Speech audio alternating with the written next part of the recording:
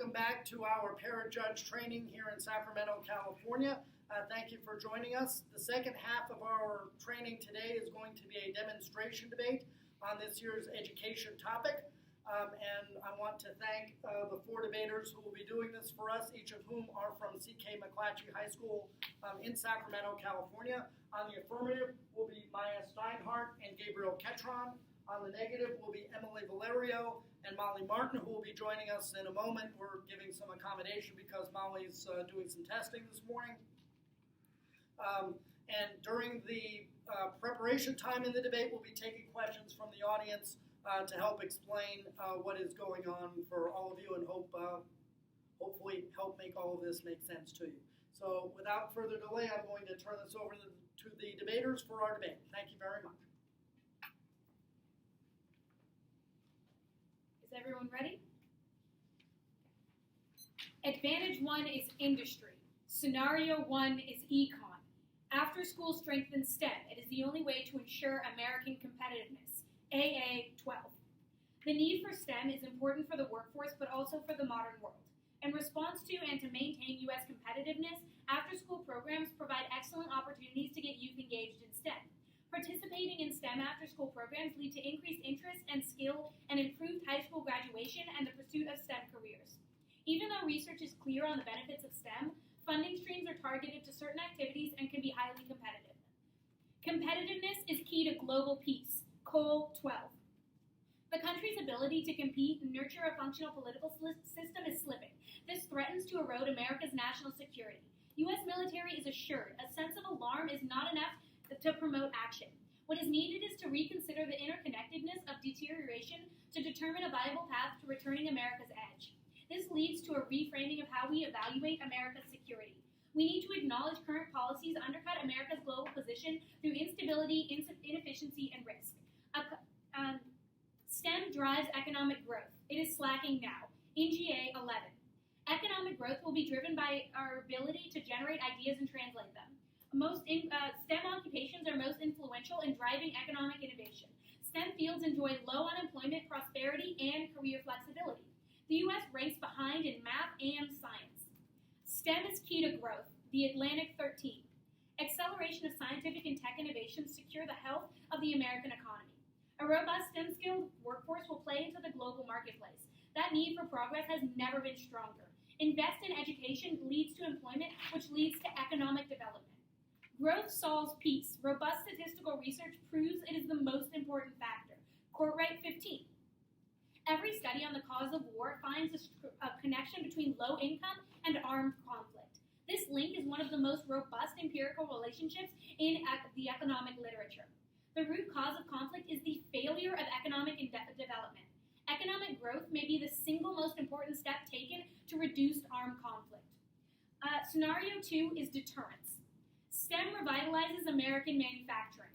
It supercharges the broader education system. Matrix 14. Strategic importance placed on STEM decades ago isn't recognized the same way today. Discussions need to focus on what our country will need across the next 30 years. And STEM isn't just about engineers. We are talking about a STEM-literate citizenry. Action will be taken based on sound science, not emotion. Manufacturing is key to deterrence. Robust innovation is key. Ohanlo 12. Defense industrial issues are too often viewed through the lens of jobs and projects to protect in congressional districts. Overall health of the firms that supply the technologies our armed forces utilize does have the same security resonance. Superiority in weaponry and military technology has become essential, not only for winning wars, but for deterring them. That requires world-class manufacturing capabilities. That prevents all conflict in Bowdoin 16. The U.S. military capability to support our nation's global greatness because of the increased credibility produced by this rather than force. A well-equipped defense enhances our capability and influences across virtually all other elements of national power. An under-resourced national defense threatens to diminish our national power. A national defense, thus, is indispensable for peace. Military improves diplomacy, strengthens our alliances, signals credibility, and deters aggression and enhances national morale. A stable international environment creates economic growth, exemplified by the Navy's protecting an open maritime order, freedom of navigation, and security. Solvency. Plan. The United States federal government should substantially increase competitive grants for primary and secondary after-school science, technology, engineering, and mathematics education programs. The plan is key to effective STEM education. Competitive grants ensure innovation, but they must be explicitly prioritized in after-school programs. AA 12.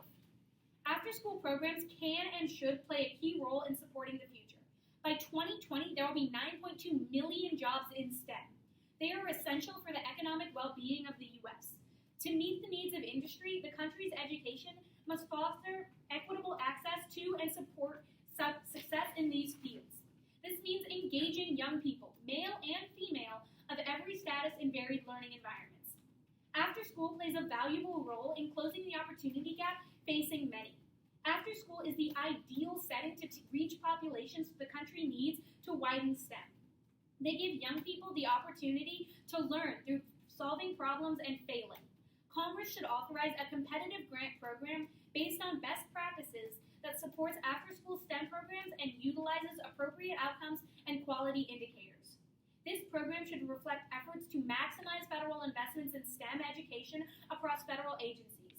Student populations that need the most help should be served by the initiative, and it should build upon the success of other federal after-school investments. Federal STEM and education initiatives should explicitly cite after school as a strategy to improve the teaching and learning of STEM disciplines. Existing federally funded after-school programs could provide some level of support for STEM education. Other agencies, such as the Department of Justice, the Corporation for National Community Service, and the Department of Housing and Urban Development, invest in after-school programs that could help support STEM learning. Agencies should consider how investments can support better STEM education. Federal competitive grants are key. Status quo policies like Race to the Top fail because of their broad application. Targeting specific areas for improvement and rewarding successes ensures reform. West 15.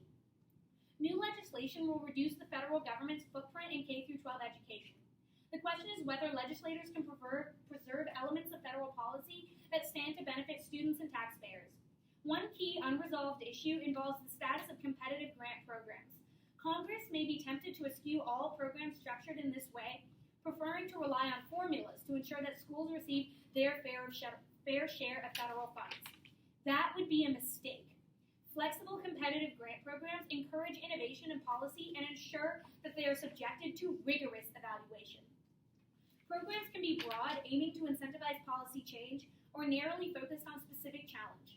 Grants can be awarded based on applicants' willingness to commit to a detailed set of policy changes and program requirements. With funding levels tied to the strengths of the evidence that the applicant is able to present, Race to the Top embodied the prescriptive approach to competitive grants. The selection amounted to commitments ranging from state standards, strategies to turn around low-performing schools. Funding was based primarily on future commitments, and the program did little to alter the relationship between federal officials and local educators once grants were awarded. The aftermath entailed years of invasive federal monitoring. The sheer numbers of policies states were required to implement simultaneously makes it all but impossible to isolate the impact of any one. Other competitive grants are structured differently, with a narrow focus tied to distinct federal purpose. Properly designed competitive grant programs provide an opportunity for Congress to target resources at the federal priorities and encourage innovative problem solving while avoiding federal mandates.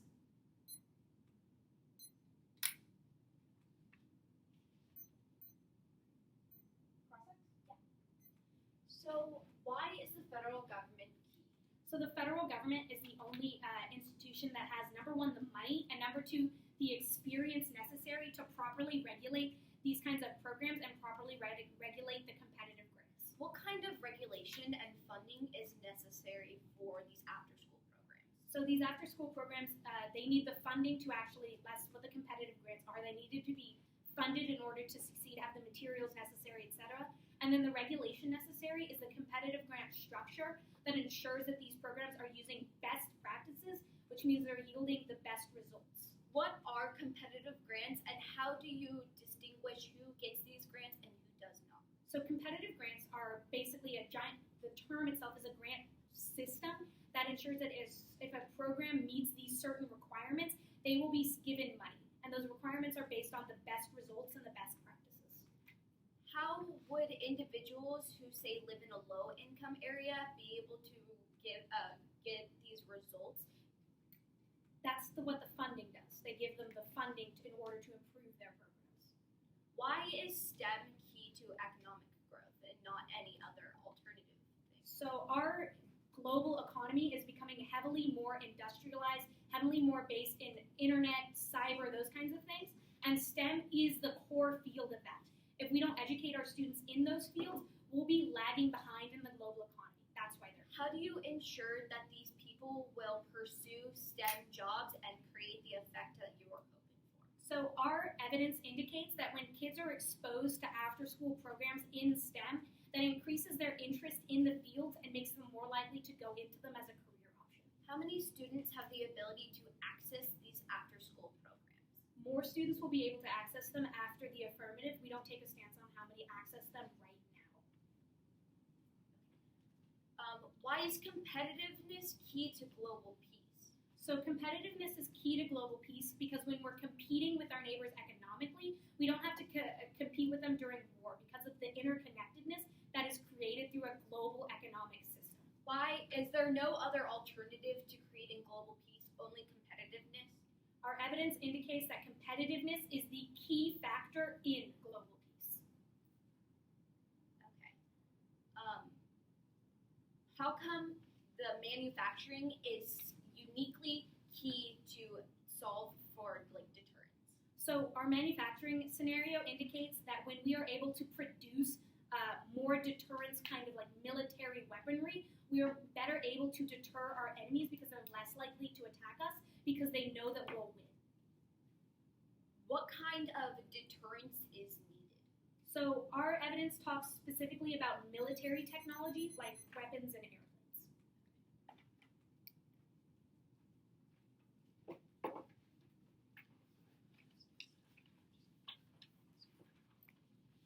Before the 1NC, is there any questions?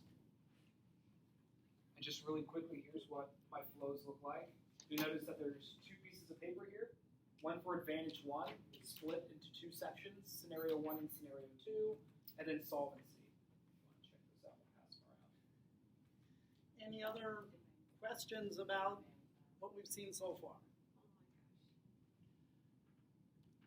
Are the 7 columns going to be clear in that? I'm wondering what my 7 columns are even supposed to be. So when you first start off with flowing, sometimes folks fold up their paper in different ways to make the actual columns. I've done this enough to where I know what my columns are going to look like. So this is Advantage 1, Okay. Scenario 1, and then I flipped it over, and then Scenario 2 is here, and then Solvency, where I've written out the plan text, is on the separate page here. So we've got the 1 advantage, and then by the way, you are going to want to end up flowing vertically. That'll eventually be more helpful for you as opposed to flow horizontally. As you can see with policy debate as opposed to middle school debate, which we're used to, there tends to be a lot more arguments, and so flowing vertically ends up being a lot more helpful. What you see circled is the author's name and then the date of the evidence. So when she announced solvency, and then went and talked about the next piece of evidence is the same site she had for her first, Yes. I was like, should that be up here or should this be down here? It would You be know what I mean? on I solvency. wasn't sure what to do, but it's on Right. solvency. Yes. Okay. So it's the same author, which means this AA12, there's obviously some sort of advocate book, article, something that they've cut that's a specific solvency advocate for their plan that endorses after-school STEM education, which is a good thing for them strategically. And This is the cross, right? No, that's solvency. This is solvency. Yeah, cross-examination, we basically listen. It's not necessary for you to flow cross-examination. And a note, normally the second negative speaker will do the cross-examination of the first affirmative. Our second negative speaker is not here quite yet, and so the first negative stepped up and did the cross-examination, but that's not the way it usually works. Any other questions about the first affirmative? And if you think of others, we'll have more breaks throughout the debate during prep time, so we can certainly double back.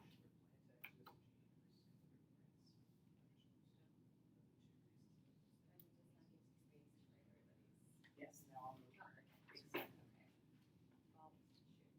It's okay. That's why we're doing this. So seeing no other questions, we'll proceed with the first negative constructive. So you're going to need 3 pieces of paper, and then I will be getting on to case at the very end. Case in what order?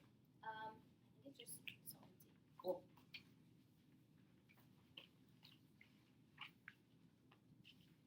First is topicality. Interpretation. Education funding is for core classes, not vocational cyber. Friedman 62. Government subsidy of education do not justify subsidizing purely vocational education. Cannot be justified on the same grounds as subsidizing elementary education or high-level education. Violation. They increase after-school programs for teaching STEM-specific education, which heavily includes vocational cyber. Standards. Limits.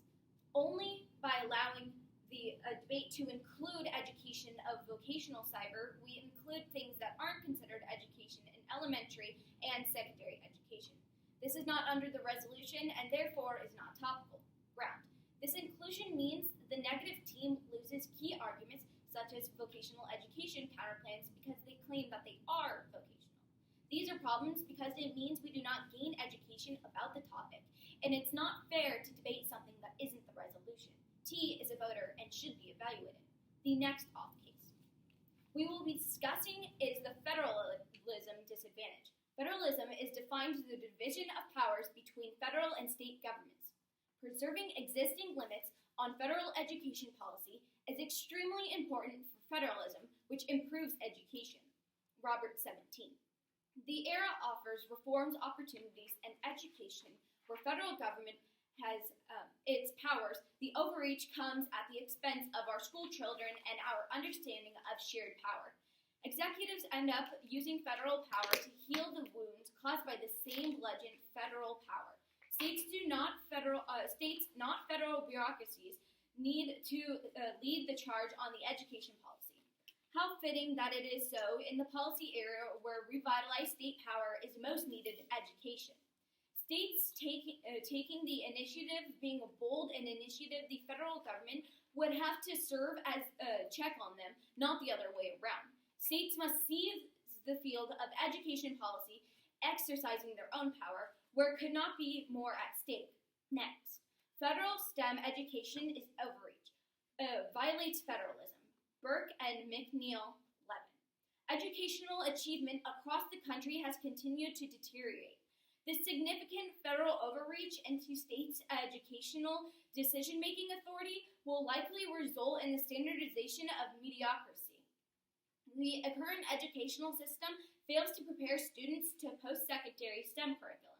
One-size-fits-all federal efforts to improve STEM education have simply fallen short in educating America's children in science, technology, engineering, and mathematics. This one-size-fits-all federal approach fails to redeem the underlying problems of academic performance and does not plug the leaky pipeline in the American education system. Next. Federalism is key to solve global climate change by leveling the playing field. Ibidison 17. Federal systems of government are robust, flexible, able to accommodate conflicting local values. When it comes to the fight against global warming, federalism is America's last best hope. Federalism and entrepreneurial energy of the private sector have combined to limit the damage inflicted by Washington. About 30 states have green energy strategies. Dozens of mayors vowed to continue efforts to reduce carbon dioxide emissions in the wake of the president's announcement. Next, failing to curb climate change will have devastating effects. Holocaust 14. Unless the world changes course immediately and dramatically, the fundamental systems that support human civilization are at risk. The draws on the widespread evidence of substantial climate change impacts on all continents and across the oceans, the changing climate with the destabilization of national states is also increasingly confident of serious effects on the food, crops, water supplies, and human health, plus global species loss. Unless we change our path, the simple answer is climate change could put our future into question. This report instantly becomes the most authoritative ever written on the subject of climate change impacts and the long-term consequences of current inaction. Next off case, counterplan. The 50 states and relevant sub-federal entities substantially increase competitive grants for primary and secondary after-school science, technology, engineering, and mathematics for educational programs. The states are the core site for education reform. They allow testing, targeted solutions, build accountability, and prevent federal overreach. Kelly 15. Responsibility falls on state leaders who do the actual work. DC politicians make grand promises and leave the consequences to someone else. State leaders must balance the budget, and this tends to make them more pragmatic in pursuing reform. It leaves room for varied approaches to problem solving. State efforts allow a variety of approaches to emerge, yielding the opportunity to learn, refine, and reinvent. The feds are not well equipped to fix schools. Getting Washington involved undermines many benefits of state-driven reforms. It is a way to ensure that American education is both accountable and dynamic enough to meet today's challenges. Next, federal involvement is an anchor to successful education policies. It destroys particularity, stifles innovation, and overstretches resources. McGovern 14. The untested truth of a popular reform initiative exaggerates the risk attendant to federal encroachment upon state policy making. Popular education reforms powerfully illustrate infinite variable. To be effective, education reforms do not necessarily require nationwide uniformity. State education policies have some similar spillover effects. A single state may impose its educational content preferences among its sister states. Local and regional conditions prevent unique challenges in the implementation of policy. Next, states spill up to create more effective federal policies. NYSED 14. 9, my bad. The U.S. government models a federal policy on the state's successes. Perceived failures in the state to create and implement adequate education have propelled a great deal of federal action. For example, the Secondary and Elementary and Secondary Education Act. State governments usually educate departments actively lobby the federal government on policy issues. Education policies often result from state-federal negotiations surrounding the perceived successes or failures of existing policy. Next, on to case. Competitive grants fail. Only 10% of schools even apply. Scott Foundation 13. Competitive grants force schools to compete for funding. That denies struggling schools opportunity to learn. Which schools get money depend on grant writing skills rather than needs. 90% determined they were either ineligible to secure funding or that they did not have the necessary grant writing capacity to respond to competitive. Next, this means rural schools don't get the access to after-school programs. They need it most. Johnston et al. 14. Competitive grants have disparated impacts on rural districts. When lack of staffing or resources necessary to invest in such applications, if small district does win, the burden of administrating grants is cumbersome. Next, STEM education doesn't create entrepreneurs or innovation. These programs alone aren't enough. Hollifield 16. I have now open for cross-examination.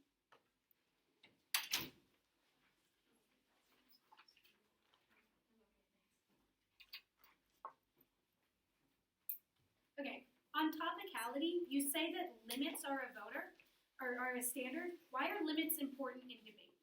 When we don't limit the debate to what is talking about the resolution, we allow the affirmative team to talk about stuff that isn't including education. By limiting it to only what the resolution is, which is education, allows us to focus on what the debate is actually talking about and gain education on education and make the debate fair for both the affirmative and the negative team. Okay, you read this Friedman evidence, but where in this card does it say specifically that STEM education is vocational education? STEM education is a type of vocational education. It includes, all of your evidence includes the purposes of STEM for manufacturing and industry, which in and of itself is vocational education. Okay, on the federalism disad, why will an overreach in education policy affect our environmental policy? We say that when we have the federal government's involvement in education that overreaches the federal divide that currently exists. This overreach creates problems between the federal government and violates federalism. And we argue that federalism and the division of powers is key to solving global climate change. But because of the act, we don't get that federalism. Okay, wouldn't it be better to have a uniform standards for attacking climate change and instead of letting the states do whatever they want? We argue that a one-size-fits-all policy is net worse for is like way worse for education than if we had the states do it. Okay, so then why is federal STEM education a policy overreach? Our Burke and McNeil 11 evidence says that this overreach into the state's decision-making is what, and the standardization of mediocrity is what is the federalism overreach. Okay, on your counter plan, where will the states get the money from? We say that states have the ability to fund themselves.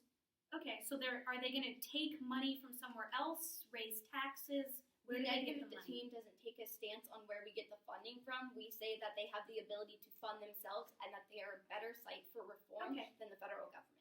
So within your counter plan, we're going to move on. On CASE, you say that schools won't apply, but don't they want the money? Why wouldn't they apply to the competitive grant system? As the Scott Foundation 13 evidence outlines, that most 90% of schools are either ineligible to secure funding or that they don't have the necessary grant writing capacity in order to get these. Okay. All right, so real quick, and I'll do this for the camera too, before Goldberg answers questions. So here's what my flows look like at this point. Let's see if I can put on the camera. You should have 5 pieces of paper. The 2 original pieces of paper were from the 1AC, the first speech, where they read their advantage, the 2 scenarios, and solvency. The negative team got up on their speech and read 3 arguments against solvency. Then the negative team also introduced 3 new pieces of paper in the round by reading topicality, the federalism DA, and a counterplan. Does that make sense? And while Goldberg's answering any questions, I'll pass these around in case anybody's curious on what this looks like.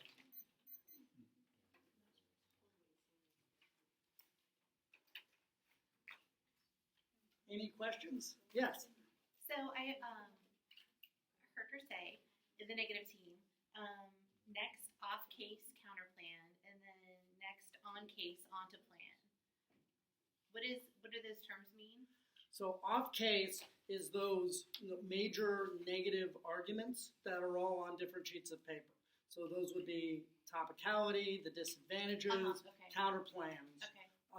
Those are off-case arguments because those are sort of, although related to the app, they're their own arguments. Okay. The on-case arguments are the ones that are directly responsive to the affirmative. And so those are the ones that you flow right next to the 1AC. Procedural versus substantive. Not exactly, because the off-case positions can be either procedural, topicality, for example, or substantive like a disadvantage or a counterpoint. On-case arguments directly refute what was presented by the In the affirmative 1AC. team. Yeah. So the 2 pages there, solvency and advantages, if the negative team chooses to directly refute that advantage or that solvency, that's on-case. Anything that the negative says aside from that, such as 1, you're not topical, 2, there's disadvantages because of your plan, or 3, we have a counter plan that solves better than your plan, those are all off-case positions. And that's on a separate piece of paper. Those are all separate pieces of paper. So that's going to be, for example, in this Okay. debate, there's 3 off-case positions, so there would be 3 separate sheets of paper for each off-case position. Would it be possible to That's how you can really keep it organized, because in the rest of the debate, they will answer those arguments on each position, and so they'll make their answers to topicality. That'll all be on 1 sheet of paper, and then they go on to the counterplan. You put that piece of paper aside, you've got your next piece of paper ready to go. And the speeches from now on will tell you what order they're doing their arguments in, so you can just put your pieces of paper in that order. So it's really easy to keep things organized.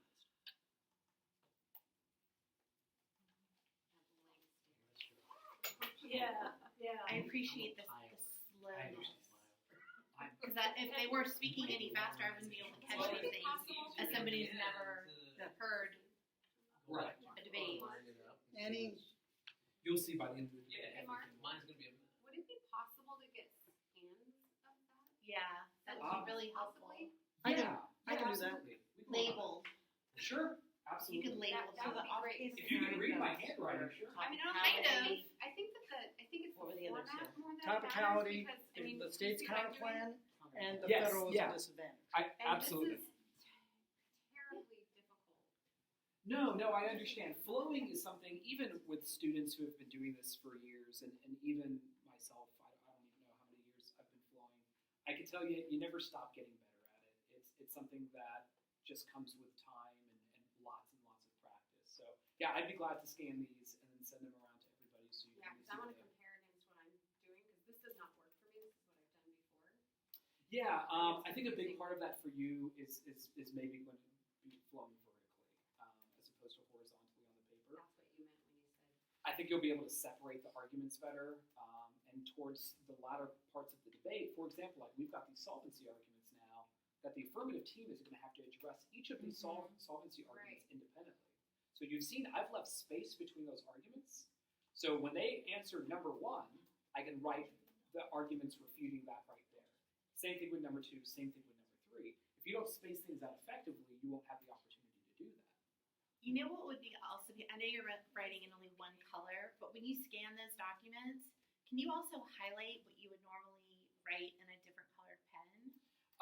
I don't know if the highlighting will actually come out in the scan or not, or even make the scan look worse. But I mean, normally what we do is the affirmative is in one color and the negative is in another color. What color is the cross-examination? Usually we don't flow the cross-examination. You're not right. You probably said that. Okay. I do it all in one color because it's But been you've been a while. doing it for Yeah, years. we advise our debaters and when Yeah. people starting off to do two separate colors. It would have been easier if I did that. My apologies. I have a question, just because you described that the negative read 3 pieces of information and then went to topicality, and the first thing out of her mouth was topicality interpretation. And so I'm struggling with what I wrote down in the sequence and how you've structured it. Sure. Do you know what I mean? Well, that beginning is giving a roadmap for what the speech is going to be. And Okay. so Emily told you that there was going to be 3 off-case positions. And so that tells you grab 3 sheets of paper, and then the first one of those was topicality. Okay. So the order of the actual speech, post her roadmap, which instructed you where she was going, was she read topicality, right? That's page number 1 for me. And this is going to be what you're going to do when the 2AC gets up now and says what their order is going to be. We'll put them in order. So first was topicality, then was the federalism disadvantage, next was the counter plan, and last was solvency, where, as you can see here, 3 arguments were made on solvency. The last piece of paper that I have standing here is the advantage, which has gone unrefuted in this round. The advantage that the affirmative originally presented. Only solvency was questioned, if that clarifies. Yes. Another question. A lot of Novice debates, you don't get a roadmap. Then what? Do the best you can. We hope that debaters will give a roadmap. So how do you weigh that lack of a roadmap in scoring the debate? I mean, it could impact speaker points. Okay. I guess that's what I was asking. Yeah. Where that would go. I'm just checking. So when Mark, he went through the order and I had those things and I had them noted from counterplan. The next thing I went to, she said case. Is that when she was saying solvency? Yes. Because I didn't see or ever write down the word solvency. Solvency. And so case meant this is what I'm doing. Solvency Okay. is a subcategory of case. Okay. So when Because I was like, you said she went to solvency and that word did not come out of her mouth. right, fair enough, Okay. fair enough. Yes. So my brain is going, all right, thank you. And I was like, maybe it's the case thing. That was said. Yes, It was another, yes. You know, topic heading. Okay. Any other questions for Goldberg? Or about flows? All right. We will move on to the second affirmative constructive then.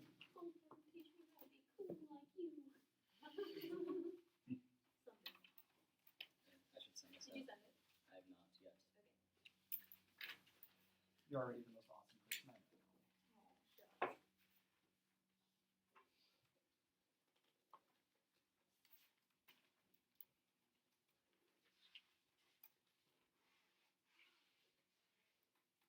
And so what Gabe is doing right now, just to let everybody know, because we discussed this in the first portion when Goldberg was lecturing, he's actually sending out an email to the other debaters right now with all of the evidence that he's going to read in his speech. The purpose of that is so that the opposing team can analyze that evidence as it's being read or during their prep time to look for any incongruencies or, as somebody mentioned before, bad scholarship, bad authors, that sort of stuff. So Gabe's sending that out right now. And in some instances, when you start judging more advanced rounds, they'll even ask you as the judge, hey, do you want to be on this email chain? Would you like to see these emails too? And then it becomes up to you whether you'd like to or not. Neither Goldberg or I typically choose to be on the email chain. That's just our personal preferences. There's a lot of really experienced judges out there that do prefer to be on that email chain. And it's just a difference of how they judge the round. I end up calling for evidence after the round if I find it necessary.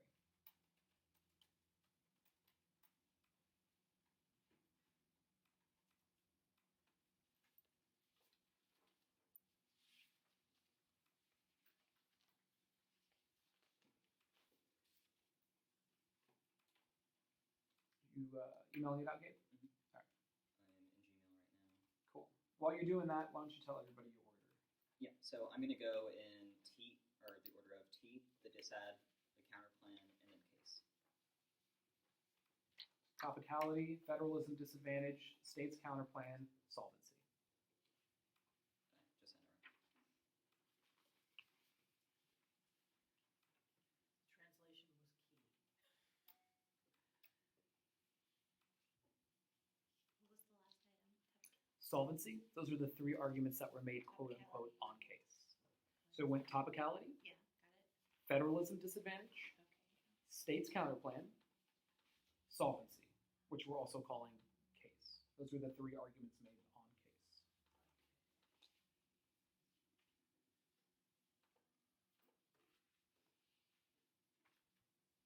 Is anyone not ready? Sorry, I haven't got it yet.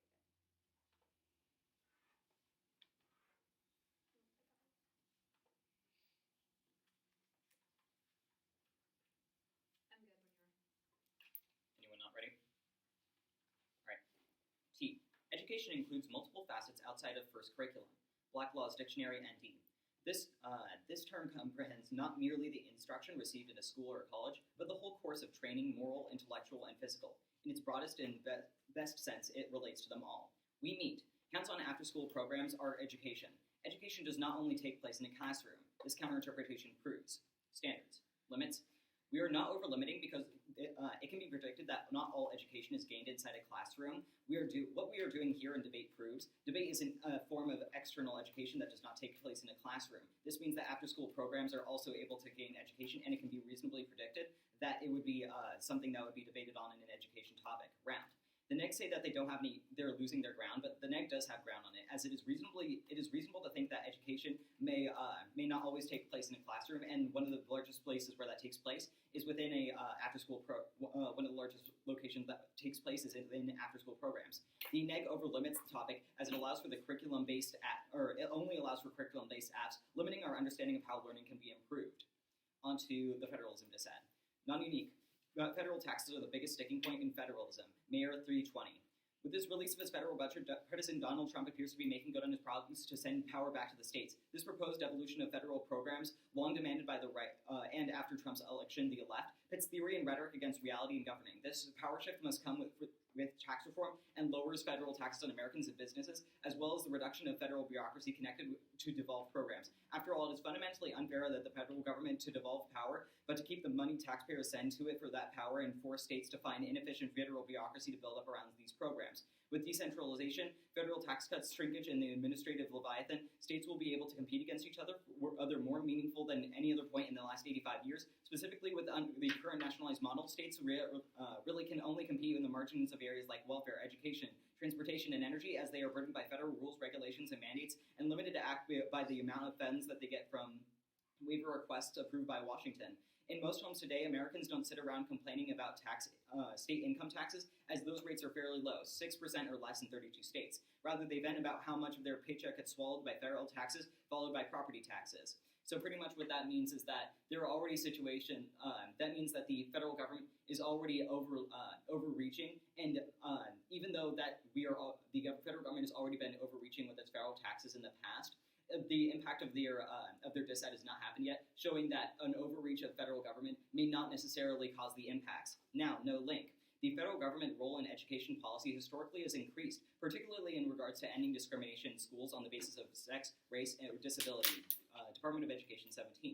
The passage of the Second Memorial Act in 1890 gave them then Office of Education responsibility for administrating support of the original system of land-grant colleges and universities. Smith-Hughes Act of the 1946 George Barton Act, focusing on agricultural, industrial, and home economies to training for high school students.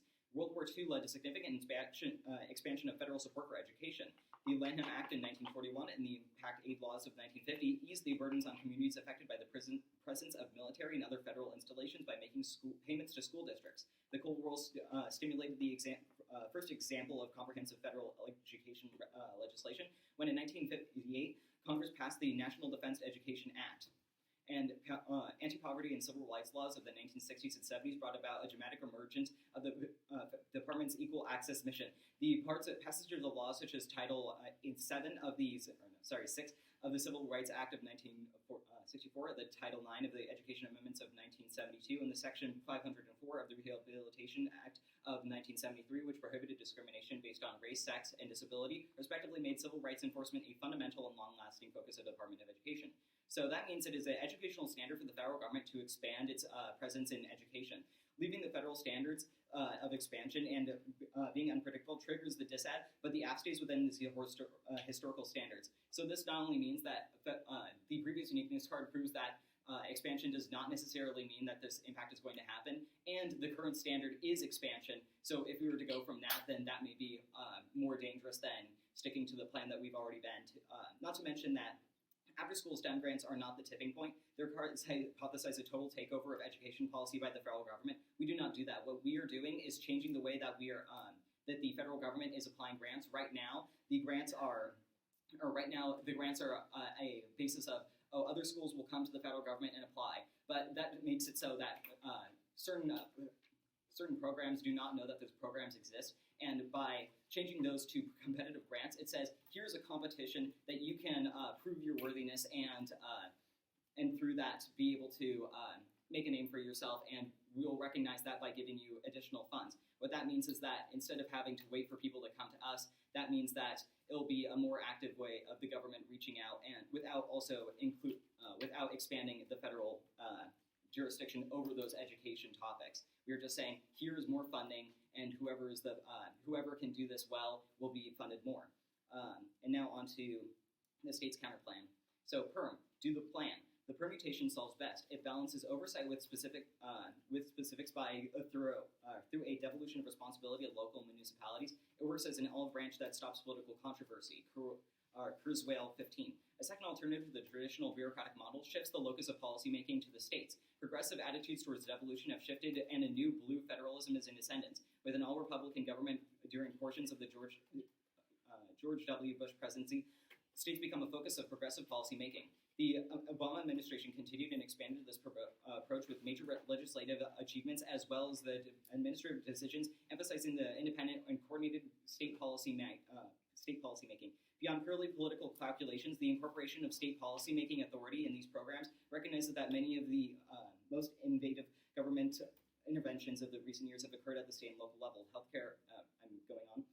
So the counterplan does not solve the apps changes the way that the current federal grants allocate funding and expands those grants. The states cannot give federal grants. They are inherently under the jurisdiction of the Department of Education. No net benefit. There is no specific reason that you should vote for the counterplan. Their only net benefit is that the states would become mad at the federal government, and then people won't trust the federal government and global warming is going to cause lots of problems. But if you cross-apply our arguments on the disad, it shows that this impact will likely not happen, and that means there is no specific reason that you should vote for the counterplan against our AF.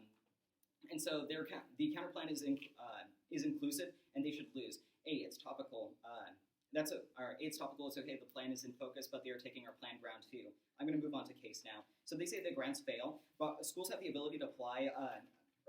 All they need is an after-school program to be eligible to apply to these new grants. And they also say that rural schools are not going to be able to or not going to be able to access these. But our evidence from the 1AC indicates that rural schools will be given top access to these grants because they need it the most. And they also say that there are not enough grant money right now, but the schools need more money. So even if it is difficult to apply, they still will.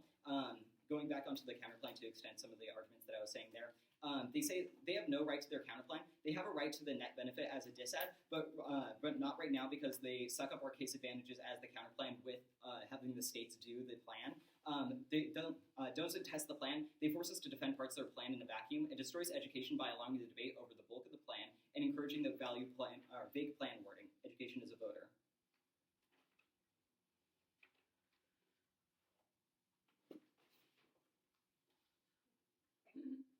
I'm open to process. What is perm do the plan? So pretty much the idea behind that is like currently the way that we are doing federal grants, or the federal, the states cannot change federal grant programs. That is only the jurisdiction of the Department of Education. So we're saying that the United States Department of Education, as the USFG, should be changing the way that it does its grant programs. You can't have the states come in and say, we're going to change how the federal programs work. They just don't have that jurisdiction. How comes? So you say that states don't have the jurisdiction to change federal grant programs, but what makes it a federal grant program? And why is that exclusive that states can't access it? So basically, competitive grants come from the federal level by definition, and perm do the plan means that because you say that the states should do competitive grants, because competitive grants inherently mean from the federal level, there is no functional difference between the plan and the counterplan because the implementation and where the money comes from is definitionally the same. Okay. You say that the counterplan includes the affirmative. How so? So pretty much the text of the counterplan is that the 50 states will do the plan, and so what that pretty much means is that it's just literally taking our plan and having the 50 states do that. But they're two separate actors, so how come they aren't considered two separate counterplans? Or could you rephrase Two that? separate plans. They're two separate actors. The federal government and the state governments are not the same government. Yeah. So how are those? So pretty much the reason that the reason that they are similar is that the reason that it's a problem that they're similar is that when you are proposing this new plan, but the only difference is who does it, that means we have to debate against our own our own advantages. All the stuff that we read in the 1AC is now your ground, which makes it far more difficult for us to debate against you in a proper circumstance. On to the disadvantage. You say that the impact is highly unlikely, but we have been seeing effects of global warming all over the country as of right now. How come that is not a current thing? I never said that the impact was unlikely. I said that the internal link was likely to not happen, that by the federal government overreaching, it is not going to be able to address global warming. What we're arguing is that a change in the way and increase in the way that we give federal grants to STEM programs is not going to make that either go over the edge, and even if it was, the standards that we have been going under for the past 30 years or even the last 100 years have all shown that that there have been increases in the federal outreach in education, and it still has not led to the federal government losing its ability to address climate change. So let me, before I take questions, there was something in that speech that we didn't talk about before that might have been a little bit confusing. It was at the end of the counterplan flow, and there was this argument that we call a theory argument. It was, to put it in as basic terms as I can, it was essentially the affirmative saying the negative's counter plan was cheating, was violating the rules of the debate game by taking part of what the affirmative does and taking that as the counterpoint. And yes, this is a game that doesn't have all that many rules sometimes, and the debaters will debate about what the rules of the game are. And that is what that argument is. So I hope that clarifies what that was a little bit. Any other questions? Yeah, and the flow is coming around. Yeah. Was Gabriel using abbreviations? It sounded like you were saying disad, like for disadvantage. Yes. And ath, and okay. And is that pretty typical? It is. It can be anyway. That's that jargon Goldberg was talking about. Yeah. Okay. Although we attempt to teach our novice and JV debaters to not use jargon in front of parent judges, the reality is it's become second nature. Like even within this, this exercise we have here today, that's hopefully training you all. Like Goldberg and I may even slip up and use the jargon. No, I mean So- it's good exposure. I mean, he was also saying, during the 1AC, you said, so Yeah. having that point of reference, so it's I'm glad it's helpful. But yeah, disad means disadvantage. You'll hear an people say ath, DA, yeah. disad, they all mean disadvantage.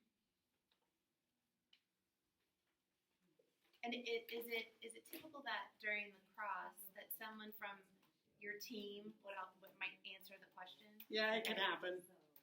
And then also during the It debate, can happen. I can say that at invitational tournaments, it's much more common. For the benefit of other people watching this who are not from California, I can't speak to other states, but the California state rules that are used in the local league tournaments, the official policy is that it is frowned upon and that you're not supposed to do it and that judges can take it into consideration in their decisions. it's almost like having a second chair during court and your second chair standing up and saying something. Yes. And is it typical that in the cross-examination that the debaters will sometimes talk over each other or interrupt each other? Okay. It can happen. Particularly, if there's an answer that's going on and on and on, it may be necessary for the person who's doing the cross-examination to interrupt and say, okay, thank you, that answers my question, let me go on to something else. Or might you see that as part of strategy? Yeah. Burn time. Yeah. Yes. There's a lot of Or to throw strategy. somebody off. Yes. There's a lot of That's what I was strategy and thinking. psychology involved in cross-examination. Yeah, Michelle. So was there, it sounds silly to ask, but was there any arguments dropped? Those have headers. I wasn't flowing. Okay. I Well, I doubt it. without There's small. without telling a team what to do. Right. It's Yeah. okay. I figured it out. Goldberg, could you touch base on a permutation? We had a Sure. question about that. Permutation is another one of those jargon things. It means that we can do the plan and the counter plan at the same time. So it's a way of saying, here is how we combine the plan and the counter plan that both work together. That was the first argument made by Gabe against the counter plan. He used the term perm, which is short for permutation. Right. To put it another way, we talked this morning about how the counter plan and the plan need to be competitive, and that they can't both work together at the same time. This is perm or permutation is the debate jargon for saying, no, that's not true. They really can work together at the same time, and here's why. And if the affirmative were to win that argument, that would mean that since the plan and the counter plan can work together, one isn't an opportunity cost of the other. They can work together, and so the counter plan is not a reason that the plan is a bad idea.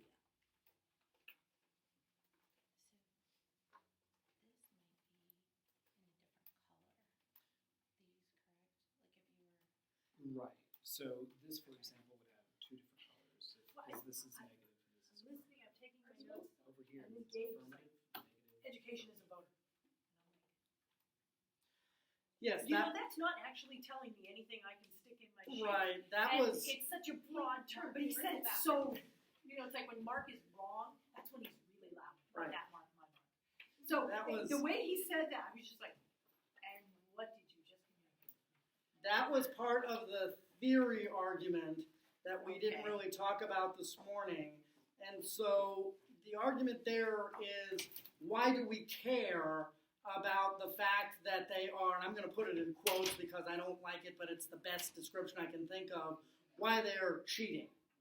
And so this is an argument why that what they've done is anti-educational in the context of the debate round, and that's why it's important, and this should be the reason that you vote on it.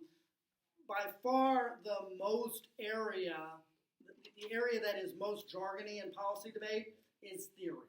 And so that's why I didn't want to talk about it this morning, because in that way it can be very confusing. But it's really very much, it's the most inside baseball, for lack of a better term, of anything that we do, because it's debating about what the rules of the game are. Does that make sense, I hope? It does make sense. So their usurping counterplan is against the whole reason we're here. It keeps us from debating education. Right, that's their Okay, that's what I their was argument. understanding. Yes. And I'm like, Well, whoa, did so I you say the got wrong thing? You got it. Here's the thing behind that. All Gabe said was, it's bad for education and that's a voter. And he's not explaining why. There's not enough analysis there. But at this point of the debate, he doesn't really want there to be, right? If that's an argument that he ends up going for, he will expand on that greatly later. At this point, what he's trying to do is put arguments on the flow. So he has these opportunities later in the debate. So at this stage of the debate, you're not going to hear a lot of analysis, a lot of explanation, a lot of impacting out of what anything really means in the debate or how it affects the debate, who should win, who should lose. Those are things that are going to be flushed out in rebuttals. He's throwing noodles on the wall. We're going to see what sticks. What kind of noodles are they? Well, it's There's got so many. It's a variety. There's so many, and they come in different colors. They too. But I think And Gabe's throwing them all up there. Yes, I think angel hair does stick the best. Any other questions at this point? So we'll just wait a couple of seconds here for Molly to come back. She ran to the restroom real quick, so. Any other last minute? Oh, and the flows, I will need those back so I can continue flowing. Did everybody have a chance to take a look at these? Did you all see them up here? I'll look at them when we're all Sounds done. about right. Okay. Oh, Don't get it. Yeah, at the end, it'll make more sense. right. Yeah. I'm bland.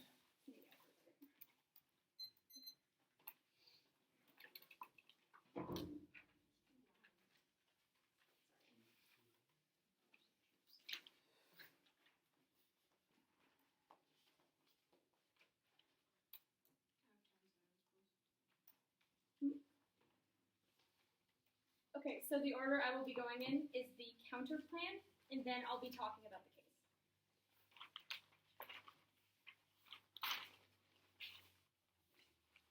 Alright, is anybody not ready?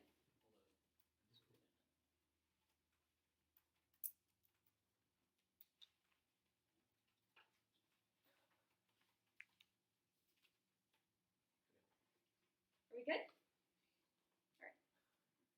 The counterplan provides a better way to solve for the impacts of the affirmative.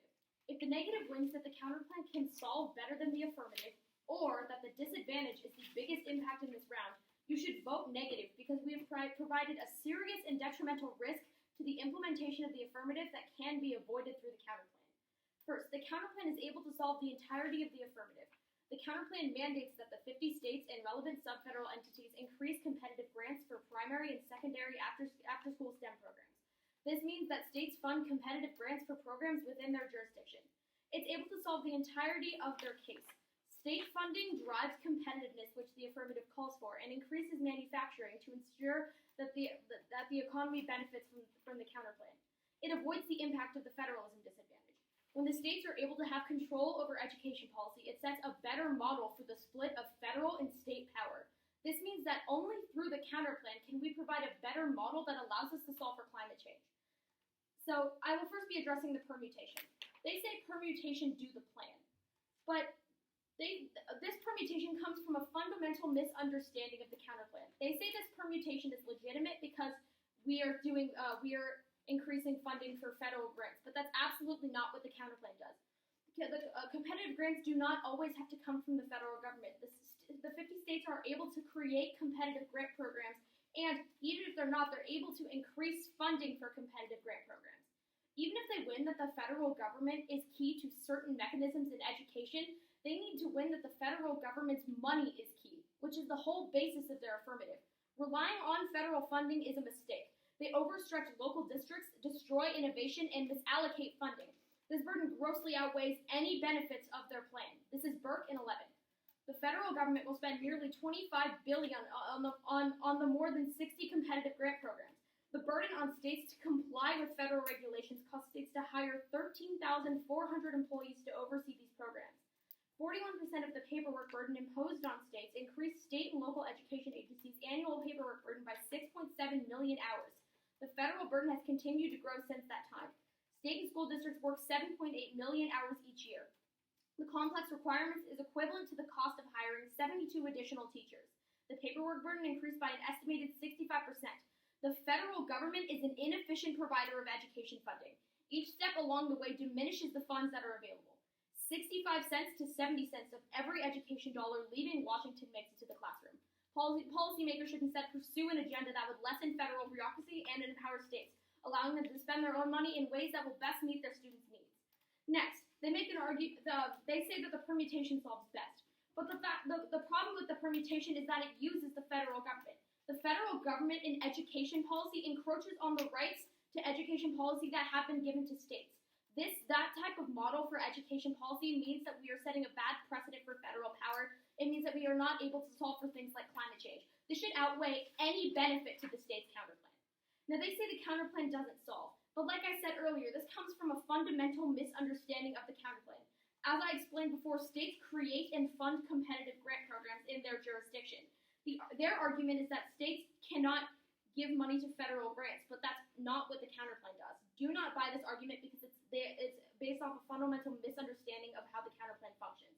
Next, they say there's no reason to vote for the counterplan. You should vote for the counterplan because we've proven that it solves the entirety of the app while avoiding federal overreach that occurs because of federalism. They have also failed to answer the argument that states influence federal policy. That means that the counterplan makes federal policy better and creates better legislation for years to come. This is an independent reason to vote negative because we create a better federal model through the states. All benefits to that they say come from the federal government doing the plan happen through what we will refer to as the counterplan's follow-on mechanism. 50 states actively funding STEM puts pressure on federal legislature to act in the same way. It happens over a slow. Federal follow-on is the best method for federal involvement. It ensures federal policies that actually work because states have proven so, and states spill up to influence federal policies. Next, legislators adopt policies from states. This is NYSE D9. Members of Congress, in turn, derived many of their ideas from local constituents in states throughout the country. Federal policy often follows state and local action. An innovative state-level program can serve as a model for a new federal program. States and localities have jointly advocated for federal action where a nationwide educational need was the most efficiently addressed. State-level resistance to federal action can serve as the catalyst for new federal mandates or federal grants. Additionally, states are the core site for education reform. They are allowed to be more flexible and pragmatic in the ways that they pursue reform, and they're able to test solutions and find better solutions within education. Next, they make a theory argument that says the counterplan is plan inclusive. This argument is completely wrong. The argument they're making is that we take the entirety of their plan, but that's not true. The difference is that the plan uses the federal government, the counterplan uses the 50 states. That means that we're not stealing any of their ground, nor are we affecting their education in any harmful way. They're saying we're doing the exact same thing as the plan. Sure, we are funding competitive grant programs, but we're doing it through a different actor, and that is the main difference between the plan and the counterplan. They say we affect their education in a negative way, but if anything, If anything, we're giving them better education because we have proven that states are the main driver for education reform. On this topic, it is important to note that although states have a lot of power within education policy, we are giving them that education, which means that's a reason to vote negative because you're endorsing a better model of debate. Next, I'm going to go on to the case page. Solvency is a core stock issue. The affirmative has to win solvency in order to win this debate. So if we can win that they are not able to solve for their plan, you must vote negative as they have failed to do their job. First, the first argument is competitive grants fail and are inaccessible to schools who need access to them the most. 90% of schools that need funding for STEM programs are ineligible to secure funding because of grant writing, which means that schools that STEM doesn't target will continue to get no funding through the plan. These same STEM programs that don't get grants do not have the resources to foster and create programs that drive students towards STEM careers of their own. These schools in rural areas create a vast majority of today's manufacturing workers, around 80%. The fact that grants do not go towards the majority of manufacturing careers means that they are not able to solve for their ask. Now, the argument they make here is that schools are able to apply, but that's the exact issue. We're saying that schools that are not getting funding right now do not have the resources to apply for competitive grants. They do nothing to change. They do nothing to change how that works, which means that they continue to create cycles of inequality for schools that are not getting any funding now. The argument they make here is that rural schools will get money through the plan, but they fail to ever explain what mechanism of their plan gives funding to rural schools. In addition, even if this is true, it's not like they don't have the resources to apply for this money in the first place. Next, STEM education doesn't create entrepreneurs or innovation. These programs alone aren't enough. Holyfield 16. STEM, a focus on it alone, is too limiting. It will be insufficient to generate innovators to fuel U.S. economic prosperity. Entrepreneurship is fueled by more than just science. The innovation economy demands interdisciplinary solutions that combine imagination and creativity with technological skills. The choice between soft art or hard science should be rejected. Art is vital to growth and job creation. Now, ready for cross-up.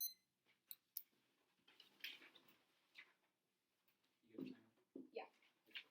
So, starting off, how does changing the current funding paths cause inefficiency and overreach in the federal government? What?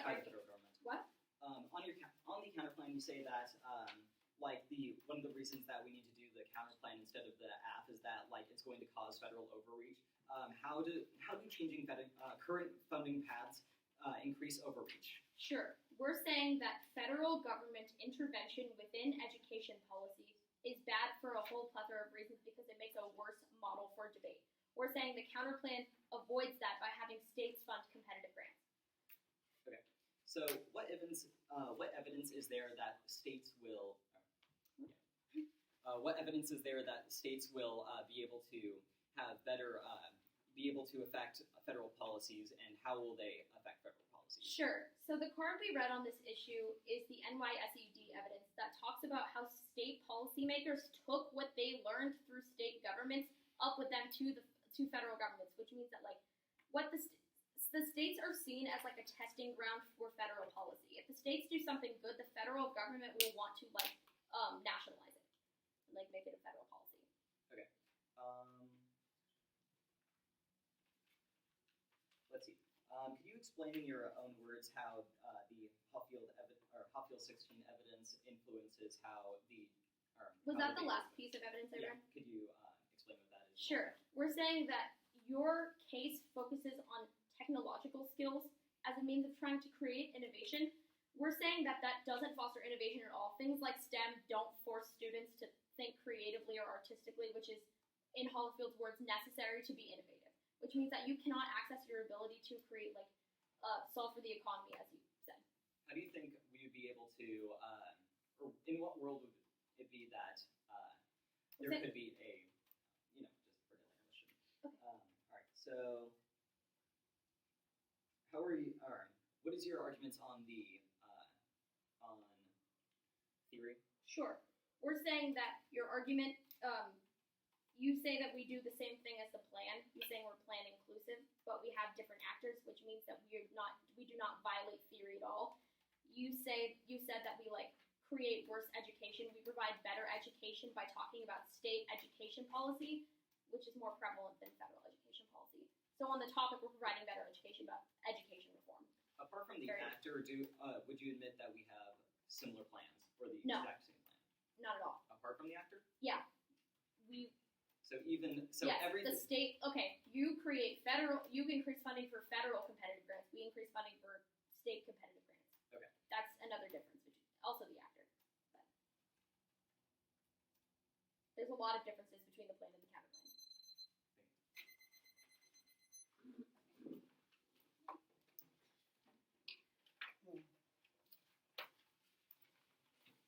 So, any questions for Goldberg while I pass around the flows? You'll see. Well, let me say one thing real quick. As you can see here, only half of this debate was taken. Right I now. forgot to say that. Sorry. No, it's quite all right. So what's happening right now is what's called the negative block. The negative team essentially has 2 speeches in a row. So rather than repeat each other, what they do is split up the argumentation. So Thank you. does that make sense? Yes. So that's why Molly, in her speech, took the counterplan and solvency.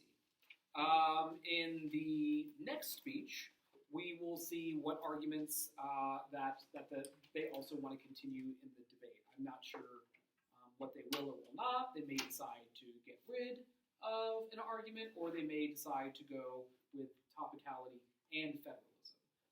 We'll see. So that's why you saw only half of the debate come out in the speech. And so I'll show you what those flows look like.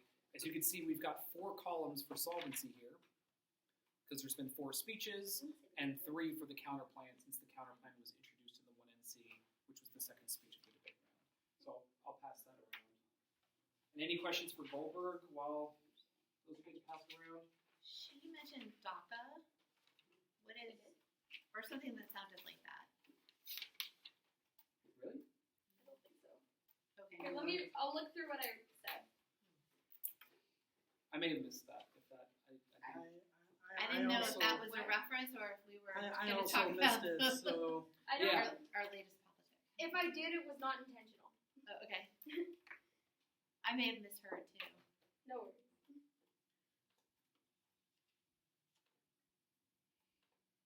Any other questions of what's happening in this crazy, crazy debate? What level are these students? That would be helpful to know. This is what we might see at what We level? are varsity, but we are not debating as if we were in varsity. Okay. They're That's helpful. showing you what you will see in novice and JV. However, I should say in novice that these students know what they're doing and are presenting a novice or JV debate to you.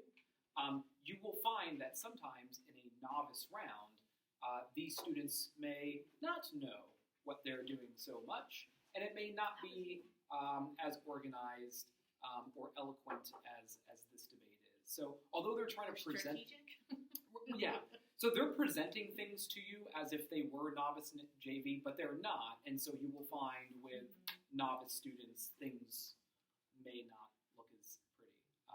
I will also say, well, JV though, there's a lot of JV students that can debate very effectively, and the round may look like this. and what we have here is 2 juniors and 2 seniors.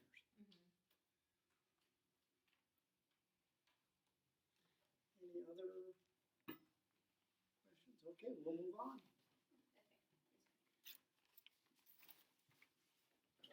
So I'm going to be talking about this head. Which is what I was alluding to. The federalism decided. Yeah, the federalism design. So you will notice topicality is magically disappearing. Everybody ready? Sorry. I'm not reading any. Oh, actually, I am reading one new part. Hold on.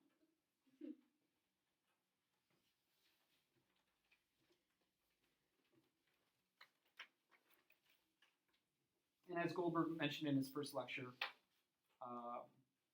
while this is getting emailed out, is that they're deciding to drop topicality.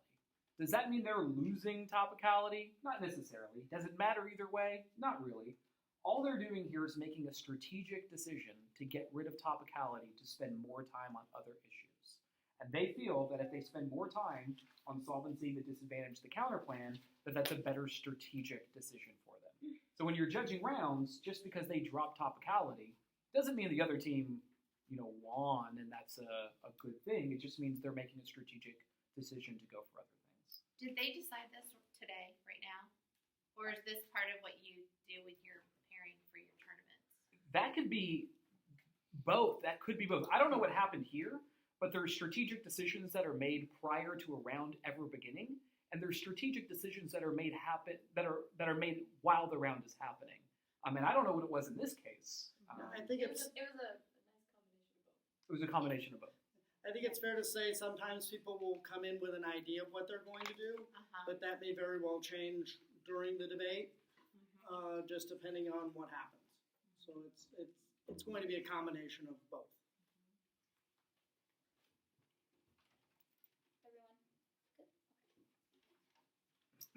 Federalism is the most important argument in this debate for a couple of reasons. One, it has the biggest impact in the debate.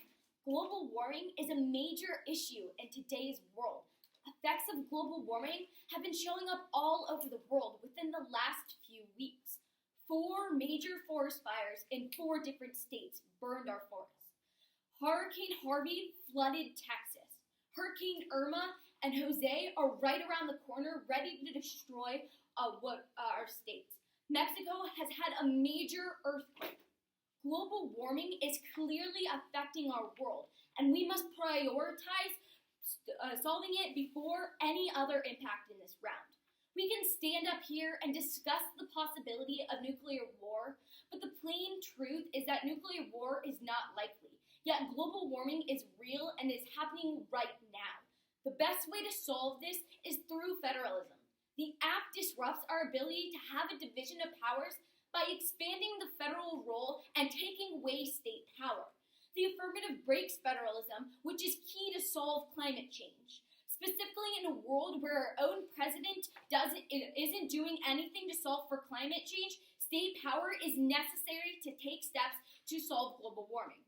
This means that we need balance between the federal and state power in order to solve. Our Ibbotson 17 evidence specifically says, quote, "It comes down to the fight against global warming. Federalism is America's last best hope. We must not do the affirmative plan because it disrupts this federalism and prevents us from solving global warming." The negative team says that currently the federal government has been increasing their federal involvement. 1.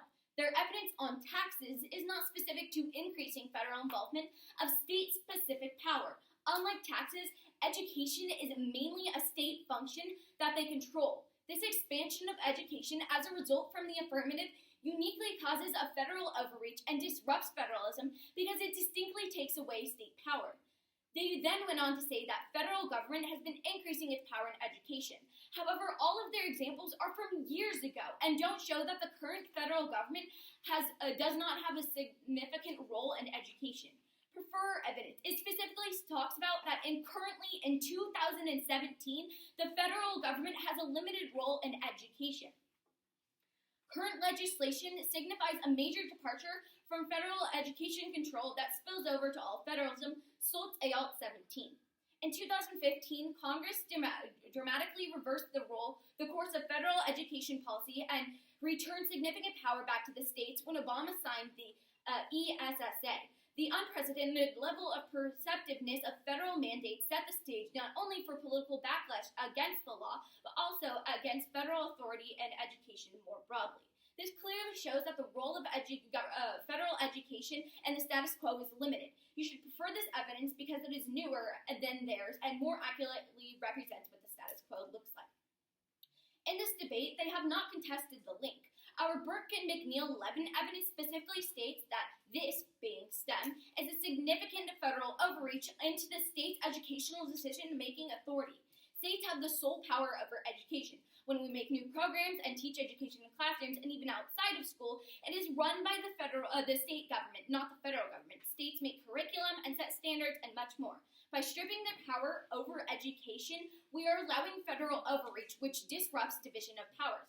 Our evidence also says, quote, "One side one-size-fits-all federal approach fails to remedy underlying problems of academic performance and does not plug leaky pipeline in the American educational system. You can use this as a reason to not only vote on the dissent, but also to vote on the counterplan. States not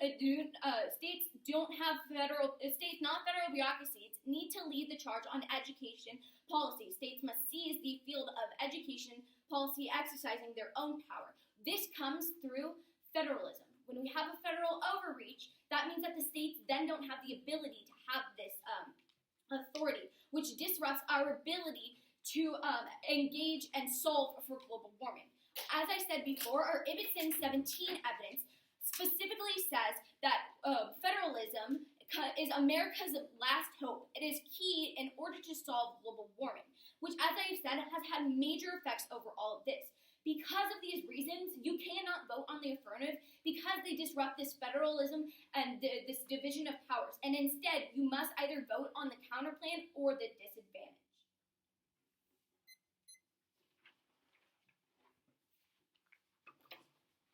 So, questions for Goldberg after 5 minutes of the federalism D8?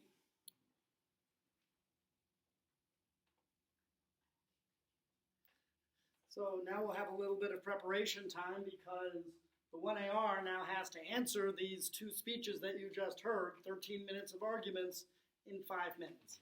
So Maya will take a few minutes to prepare for that speech. In the meantime, I'll pass around the flows that are left in this debate. So at this point, we went from 5 to 3 flows. And I would guess before this round is over, we go down to 2. But so we have 3 flows left in this debate. The federalism disadvantage, the state's counterplan, and solvency. So I'll pass these 3 flows around so you can see what they're looking like. I had a question on the 7 columns, but I'm coming up with 8. Do we just combine the That's a great last question. 2? Why are there only 7 columns, but there's 8 speeches? Because, go ahead, Bill. Sure. You can generally put the second negative constructive and the first negative rebuttal in the same column because they don't repeat each other. Occasionally, very rarely, there may be a little bit of overlap, but the vast majority of the time, because you're taking different arguments, although they're different speeches, they're in different parts of the flow, so they won't run into each other. For all intents and purposes, especially with flowing, the negative block, although literally 2 different speeches, acts as 1 long speech. From a coaching perspective, there's some strategic things that's not true with, but for you, for flowing, it's 1 speech, which is 7 columns. By the way, you'll also notice that on the items that the negative brings up, such as topicality, such as disadvantages, such as counterplans, you won't need 7 columns, you'll need 6, because the 1AC wasn't there. So you will always need 6 or 7 columns, depending upon if the affirmative brought it up in the 1AC, or the negative brought it up in the 1NC.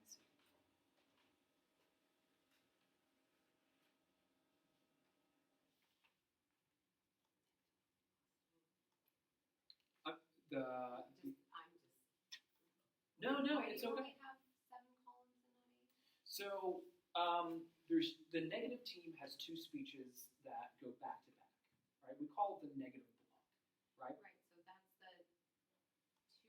2NC and the 2NR. The 2NC and the 1NR. So you can get away with putting those in the same column because they don't repeat each other. They take different arguments. The same Oh, space. and and I did that. Okay, so I got it because this really belonged here. Right. Yes. Got it. So and I did it. Okay. So for example, in this debate, one speaker took just 5 minutes of federalism, and the other speaker took the solvency arguments as well as the counter. Yep. So they didn't repeat each other. It kind of just acts as 1 speech.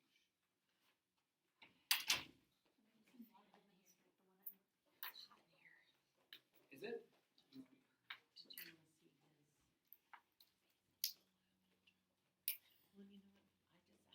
why do we have 7 columns when there are 8 sections? And you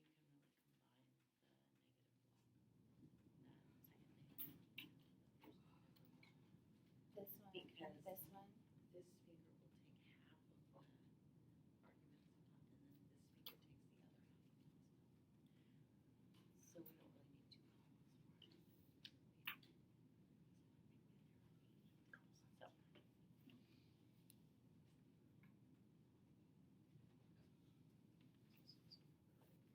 It'd be good if you could walk us through this in the end. Mhm. Show your like that. Sure. Slowly.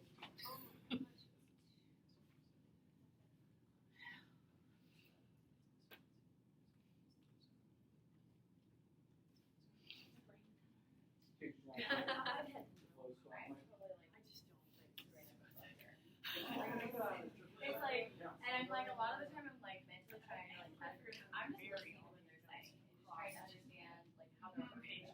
I really love And it actually doing it on philosophy that never made any sense. Like they said you need to be here. So I was like, you don't do what I'm doing. And he's using what, 7?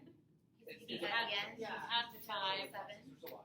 And then I'm not. We had 5 and we're down to 3. Oh, okay. Yeah, I don't know.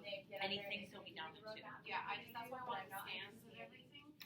Yeah. And then I can sit down and I'll compare it against Like, what we I. always have to present, like, So, yeah. the plan, solve it, like, is there always gonna be those things? Well, that makes, it does make Yeah. it a little bit, So- that does make it easier. Like, what I'm doing The is. purpose of it. So the first few days, one of my kids kept reading home homework, and I'm probably going to take something home. That, I'm going to take his whole thing. Yeah. I take it to my daughter and be like, okay, Elizabeth, Oh, I can't let. it's your debate book. Explain this. Because she'll be able to tell me what came out Yeah. when and in what order it went, especially since they are his adults. Right. And he is her. Okay, right. Okay. Explain this to me. Work it doesn't have notifications for that. He sat down and he was like, okay, so I'm gonna teach you how to flow. I was like, okay, this is gonna be great. And I sat down and we're starting and we got like a little bit in. Oh no, I would never try to go about Elizabeth again. I can have her explain Mark's work to Right. me, but she could not teach me, nor could she look at mine and do anything with it. We can only do it as the outside source. This will be judging novice kids who may not be as organized. I'm learning. I think it'll be easier. And they won't, and they'll have lower expectations of us as well. Although they have lower expectations. There's affirmative always, is that? That's when he asked me first, And I was then like, you said their plan. And then the negative. yeah, that's what they said. He's never done. Trying to get the strategy. Yeah. And then in this debate, as they unfold, There's reason for the that. cross-examination is allowing each other to question. each I don't other. mind being terrible. And it's just providing them. Yeah. yeah. I think it's gotta be okay. Every once in a while. Okay. Simple as well. Simple. And they don't care. In novice debate, Okay, so just like it is program. clear who won And who won. Oh, yeah. or they both done really bad. It's all. Doesn't matter. Okay. So, Are they just Especially in the very beginning, the first like before debate. so the When there's really that place where she usually, world of the affirmative. there's usually a team or coach Then the that world has of like that. taught them So there- about just like countering. Really is a check and balance. It's like, they said this, did they count it? They didn't counter it? Okay, it stands. They win that. How many things did they win? Okay, we win. Just a math game. Okay. Yeah. Okay. And really, Okay. even if They're basically saying, the judge gets it totally wrong, in novice debate, it is 0 stakes. As long as they've got up, talked, and didn't are cry. you all ready to go? Or are you They waiting? didn't cry. That's Okay. okay. That- I just think the one thing about actually presenting is using the word case to mean the word solving.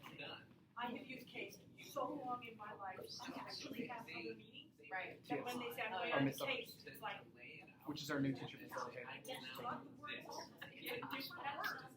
You get bored? Yeah. Right? Okay, now, because I was like, how Sorry, I get it. Now I see it. By the way, Now I see love it. your sticker set, Thank you. especially the one in the center. This is my favorite. Yeah, that's What does hilarious. it say under? I can only see his face, I can't. This man ate my son, which is Wait. I can't see that. It's a part. picture of Ted Cruz, and it says, "This man ate my son." So why? Doesn't really make sense. Well, I figured it was the Zodiac Killer reference, which wasn't eating. Just ate But my son. You said that three were there, and that they dropped topicality. So what was the other of the five? so the three you have was the original Advantage page from the 1AC, which was concept. About industry and deterrence. The first thing. The Advantage 1 was industry. Scenario 1 was econ. Economy. Scenario 2 was manufacturing. But that original Advantage sheet, that was never contested by the Hasn't been negative. discussed again to this point. Okay. So the original advantage is the other It thread. still might reappear, Okay. but to this point, it hasn't been really discussed. At this point, there's 3 flows that are happening. There's 3 different pieces of flow paper that are active. All right, we ready, Mike? Yeah. I will be going to the state's counterplan, then the federalism dissad, and then case or solvency. Okay? Is everyone good? Counterplan first, right? Yes. On the counterplan, extend the permutation. The affirmative and the counterplan are functionally the same. They say that they are drastically different, but in reality, the only difference is the actor, states versus the federal government. Because both of these institutions can act at the same time, the permutation is valid and a reason to vote for the affirmative instead of the counterplan alone. We are both advocating that funding for STEM education is a good idea. So why not just do more of it? They say that federal money is bad because it creates bureaucracy and is misallocated. But the affirmative is a specific and highly targeted instance for federal funding with a narrow purpose that won't cause the harms that their Burke evidence talks about. Their Burke evidence talks about generalized federal funding for multiple things at one time. We are only talking about one specific competitive program for one specific after-school programs. This will not create the kind of widespread bureaucracy that they are creating harms from. Now, they say that flexibility from the states is good, but flexibility is actually bad. Within a flexible framework, states are given too much wiggle room and create bad programs. The federal government is key to ensure that these programs are the best practices across the nation. One state might have individual best practices within their state, but they could be worse than their neighbor. The importance of a federal system is best practices overall, not best practices, say, in Texas or California. It's about an overall system of improving our STEM programs.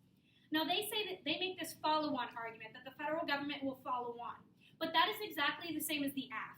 It also means that the counterplan will eventually cause their federalism disadvantage. If their end goal is to have the federal government do something, then we should cut out the middleman and just do the affirmative, or at the very least the perm. Their follow-on argument ensures that the plan eventually will happen, so it might as well happen sooner.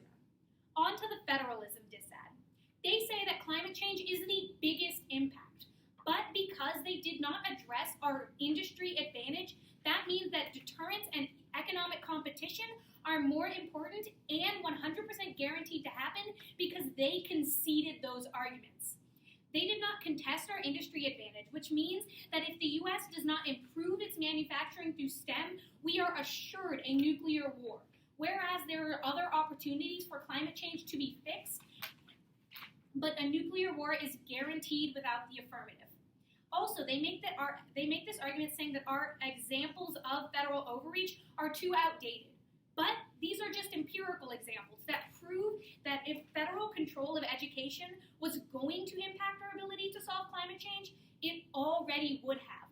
Their dissad is non-unique, which means that if it was going to happen, it already would have. The AF just won't make that change. They also did not address the fact that the affirmative is highly tailored and narrow, which means that the affirmative is nowhere near enough to cause the kind of widespread impacts that they talk about. The affirmative is simply a drop in the bucket. If we were talking about federal overhaul of curriculum, then maybe. But this specific targeted instance of after-school programs is simply not enough to create this disbalance of federalism that they talk about. Their dissad is simply highly unlikely and not caused by this kind of affirmative. On to solvency. They say that schools do not have the resources or the ability to to apply for these kinds of grants. But we do not prevent schools from applying, and our evidence from the 1AC indicates that rural schools need the programs the most and will therefore be the most eligible. This is in our AA12 evidence under solvency. Also, schools need the money and acknowledge the benefits from these programs, which means that they will apply even if it is difficult. The necessity of the money and the acknowledged benefits that these kinds of programs have to the individual schools and the nation on a whole means that even if it does take a little time or effort to apply for these kinds of grants, schools will still do it because they understand the benefits it will bring. And they said that the affirmative is not enough to create kind of interest. But our evidence indicates that early access to STEM education creates student interest and increases the likelihood of students going into STEM fields. We also do not cut funding from the arts, which means that both of them will exist after the plan. So if the arts are key to innovation, they still exist and we can innovate.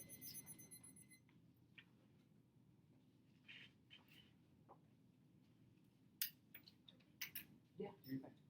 Any questions for Goldberg as we move into the final two speeches?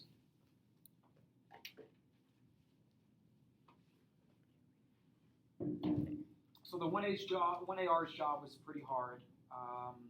Maya had to respond to 13 minutes of argumentation. In the next speech, the negative team is going to make some, right now they're taking prep. They will typically take all the remainder of their prep at this point, since this is their last speech, and they will make strategic decisions on how they want to proceed with this debate. They'll look at the flows, and they'll decide what their best chance of winning is, and they'll go for that specific path. And this is referring back to what Goldberg was discussing about, they may start off with 4, 5, 6, 7, 8 different major arguments, and then trickle down to just 1 or 2, which is what you're going to be seeing here. So are they all taking flow during the whole debate as well? They're flowing through this entire debate. Debaters are consistently multitasking. They're having to flow. They're having to write down what their arguments against what they just flowed are going to be. They're having to go into their Dropbox and pull up evidence to support those arguments. They're having to communicate with their partner on some overall strategy. There's a lot going on for them at any one point in the debate. It's all about multitasking. You're operating on several different levels at once. Which is why they can do homework and Instagram and listen to music and talk to you all the time. Right, right. Or so they say. And research shows that's completely illusory. My child is pretty good at it. I work with a lot of students, and I can tell you they can all do something that I cannot, and that's somehow read and listen to music at the same time. Yeah, right. I can listen. Yeah, they're really good at it too. And I'll even start asking them questions to know if they know what they just read, Yeah. and they do. And I don't know how they're doing this because I personally cannot do it, and I think I'm okay at multitasking. Did you ever? I mean, like I did when I was a kid, but I can't now. No, I don't think I ever could. I may have had music on in the background, Yeah. then I would zone that music out. Sure. And I couldn't even tell you what's playing anymore if I'm really into what I'm reading. And vice versa, if I'm really into the music, like I can't tell you what it is that I'm reading. And a bunch of other ways I can multitask, but I don't know how, and it seems like all students can do this now. My kid has been listening to podcasts since he was in 7th grade and can read and do his homework. I have no idea how he does because I certainly couldn't do it. Right. He listens. Just think how much more they might be getting and how much better their writing might be if they weren't listening to music. That would be scary. I'm not sure. I don't know. I'm not sure that it makes a difference. Put together. Morgan usually operates at a really, really high level, and he's always doing 2 things, sometimes more. I think a big part of it's technology. Like I'll find myself, I get fairly busy, so I'll find myself returning an email like listening to a documentary, like watching over my kids, doing like 5 things at once. And especially with phones and running different applications at the same time, I'll have a computer up here, I'll have my laptop right here, I'll have my phone right here, and I'm doing a bunch of stuff at once. That's one thing for me, and I think as technology increases, like we get better at doing that. But how students read and with headphones on, I just don't get it. Like, that's beyond my capability. Technology has changed the brain. I think so. Evolutionarily, it's There's debate Study. arguments about that, by the way. yeah. Alright, so the order I will be going in is I'll be addressing the case, then I will be addressing the disadvantage, and then I will be addressing the counterclaim.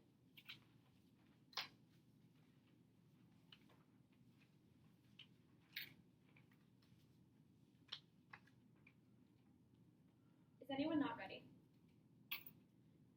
The only thing the negative needs to win in this debate is that the affirmative is not able to solve. We are winning the fact that competitive grants fail and are inaccessible to a vast majority of schools. 90% of schools that need funding for STEM programs are ineligible to secure funding because they have a lack of resources for things such as grant writing. The argument they make here is that rural schools will need the money, so they'll apply anyway.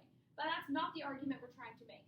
We're saying that even if rural schools will apply, they will not be considered for funding because they do not have the resources necessary to write grants, which means that they will not secure any more funding than they had in the first place.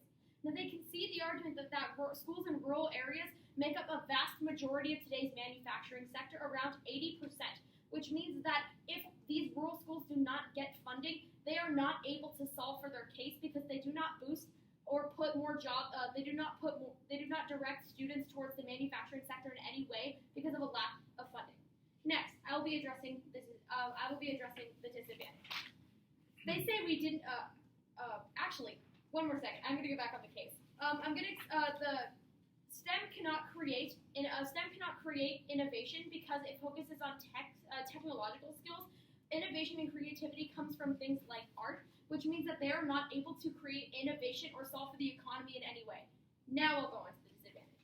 They say we didn't address their industry advantage, so they create economic competition. We did address their industry advantage. We said that they are not able to produce innovation, which means they're not able to they're not able to fix the economy in any way, which is a reason you should refer the impacts of the disadvantage, which we have proven to be real and happening now.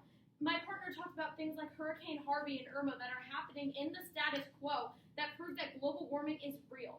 There are forest fires, there are earthquakes. These things are real and proven. Their only impact is nuclear war, and the impact they extend is nuclear war. But we've never had a nuclear war when we're seeing climate change in the status quo now, which means that you should prefer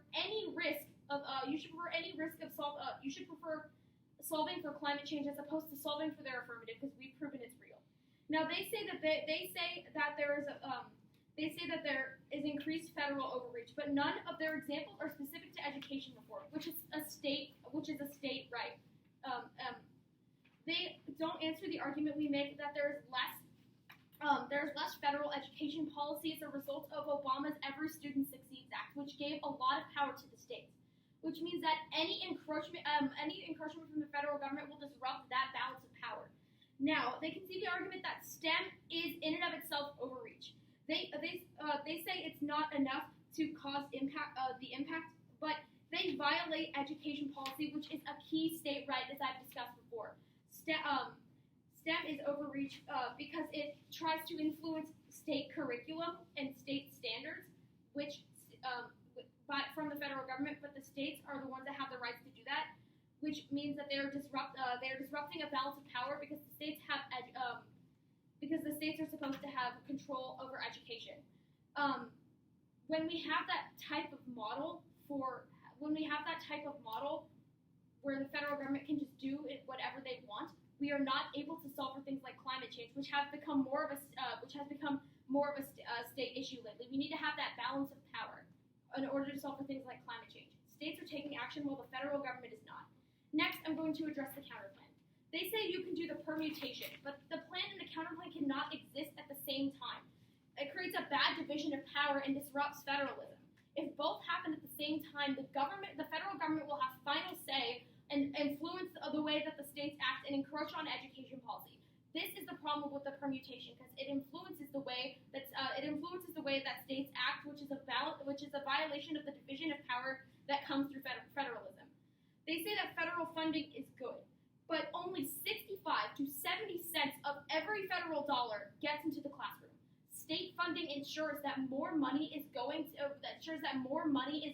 to STEM programs, which means we solve better than the affirmative does because we put more money into these programs. They say the counterplan will cause federalism, but this is absolutely not true. The counterplan creates a better model because it shows that states are taking the initiation on education policy, and it gives the states a lot of power. It does not disrupt federalism for this reason, and you should vote negative because we've proven we solve better.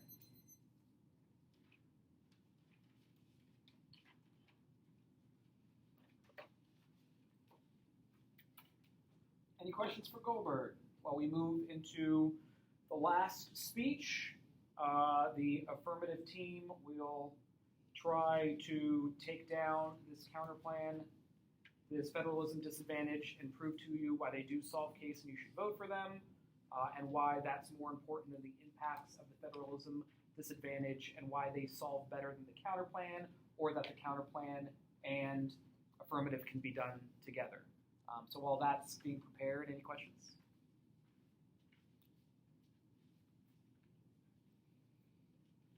I think that's good. Okay.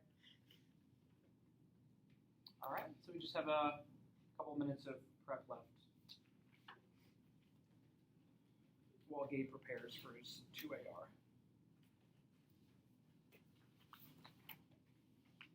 Does anybody want to check out what these flows look like in the meantime?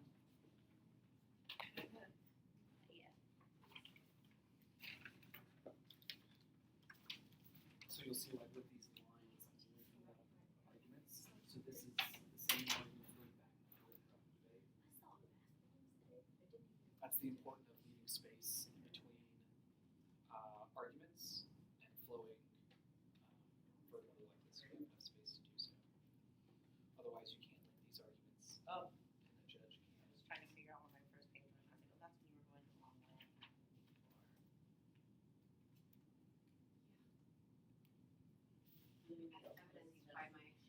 See, I see you're compensating for it with all the arrows, and that's really, really good. This is not you bad at all. figured it out. If you have this vertically and spaced them out, I mean, that's pretty good. But, well, like, starting here, though, I feel like I wouldn't know if something got dropped. Links to what? The debater should be doing a good job of restating what their opponent's argument is before they respond to it. They've been doing a fairly good job of doing that in this debate. They'll say, they said this, we say this, and this, right?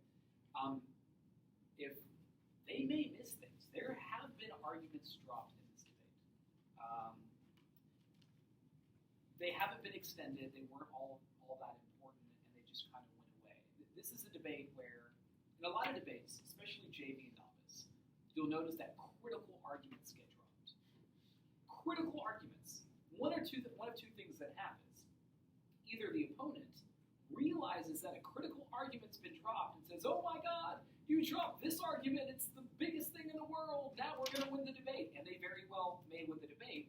Or, and this happens more than you think, the opponent doesn't even realize that they've dropped that argument. And they don't capitalize on it. This is not one of those debates. There have been no seriously critical arguments dropped in this debate. It seems to me that everything that's been dropped in this debate so far was strategic. They've decided that it was an argument that wasn't worth going for, or didn't need to be responded to in a certain place. But so this isn't a big case of that. But whether an argument gets dropped or not, you may not notice on your flow. Hopefully, with a little practice, you will. But honestly, unless the other team brings it up and says they dropped this argument, then it doesn't matter anyway, because they've got to capitalize on the dropped argument. OV stand for? Overview. Oh, okay. So you'll see, especially in the rebuttals, the debaters will say a few things before they actually get to the line-by-line debate, before they start responding, to the back and forth. We call those overviews. A lot of debaters use those to give impact analysis, why one thing may outweigh another, or provide a link story. Here's how the disadvantage links to the case, or explain why the counterplan and plan are mutually exclusive. So there have been overviews in this round, especially in rebuttals, and I flow those off the line by line and write OV so you can see what they are. How much prep do we have left? Any other final questions? All right.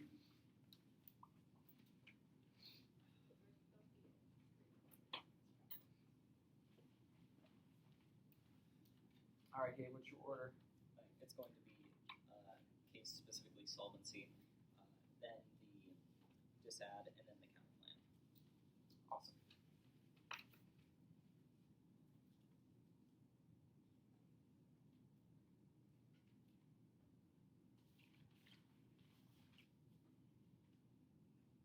If I have any, let's see.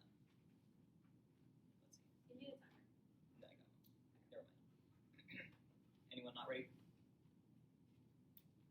All right.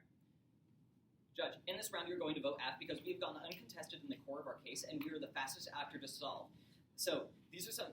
We're going to extend part of the you want to see so you know exactly what we're talking about when judging our F. So firstly, after-school programs improve STEM education by introducing students into a new field otherwise inaccessible to children and increases the likelihood they go on to future careers. This is because these different programs have the environment where they have the needed equipment, experiments, knowledgeable teachers not found anywhere else, especially in poor communities. And funding increases after-school programs. If you fund these programs, most students can be exposed and receive their benefits. And competitiveness is key to global peace. And my computer was frozen for a second there. If the United States can be continuously competitive in the economy, liberal democracy and the current world order will not be destroyed. STEM is a driving factor of economic growth. And it skipped again. Technologies and engineering based off of mathematical and scientific findings are applied by companies to improve their production efficiency, and that expands the amount of resources available to be used for other products. And currently STEM is lacking. There are less people entering STEM fields in technology, or improvements in technology will slow. Increasing STEM education will boost the economy. If more people learn how to do STEM, then new technologies will develop faster, increasing growth rate of the overall economy.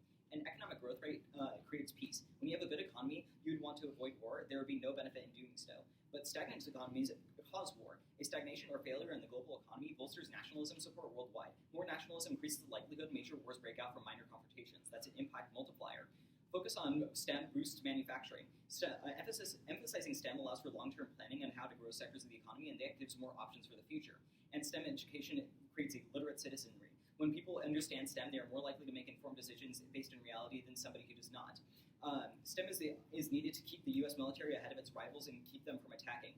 Technology and industrial engineering are required to develop new, better weapons that other nations wouldn't want to face, and that stops all conflict. The U.S. is able to become a sole superpower only through the size of their military. And so how the solvency works, going on to the solvency debate, they're pretty much, they're saying that we are like, or they say that the only way that they're going to be able to win this round is that we can't solve. But it's too bad that we do solve. Competitive grants are necessary for STEM education because the purpose of STEM is to create innovation, and innovation occurs in a most competitive setting. Giving each child participation award for no effort is a disservice to their growth as individuals and fail to teach children how the world works. So pretty much what this is doing with the point of the competitive grants is to be able to have people or be able to innovate in order to receive more money. And what that means is that even if they don't receive these grants at the end, that's our A12 part, by the way, even if they don't receive these grants in the end, it still increases their ability to understand STEM education. Then going on to so that means that's against their 13 evidence that grants fail. So, and so then they also say that it's inaccessible, like people can't apply for these grants. by bringing competitions to the people, that makes it the only thing that people need to have is a name for their organization and some sort of thing that they want to do STEM-wise, and pretty much that allows them to enter these competitions. So it doesn't. So even if you don't have much funding, you can still apply, and these grants are accessible to anybody. So they say that rural schools don't have the ability to apply to these, but considering there is such a low bar for application requirements, it makes it very accessible for even poor areas to be able to apply for these grants. And also, rural schools are understood by our own app. In this card, it says that they need assistance, and our plan of our 1AC takes this into account. They also say that STEM does not create innovation, but as we've said, having a competitive atmosphere makes people compete and be more involved in their compete and be more involved in the process of their abilities. So onto the federalism dissad. They say that any encroachment by the federal government will cause spillover. This is obviously not true. The federal government does stuff all the time. Not to mention in our card, we've stated that there are various instances like these civil rights applications, where the federal government imposes regulations, and even when that happened, those are much bigger than just our app. So that means that pretty much that means is that our small affirmative is not just going to be a drop in the bucket compared to what the federal government can do to change curriculum. That means that the states will not become angry at the federal government and try to run away from it, and that means that the federal government can continue addressing global warming. They also say that STEM overrides and it changes the curriculum, but the app is not changing curriculum. It just changes the way that we do grants. They also say, onto the counterplan. So they say that both cannot happen at the same time, but we override states with our better policy, but it is not important enough to cause the impacts of their dissad. So extend the permutation on that. Also, they say that funding is limited, but they're not taking into account how federal grants are working here. So pretty much what this means is that you're going to want to prioritize the fastest way of doing this app, which take out the middleman of the states and just vote directly for the app in order to have these benefits of the 1AC immediately and not wait for states to come up with a better plan. And that's time.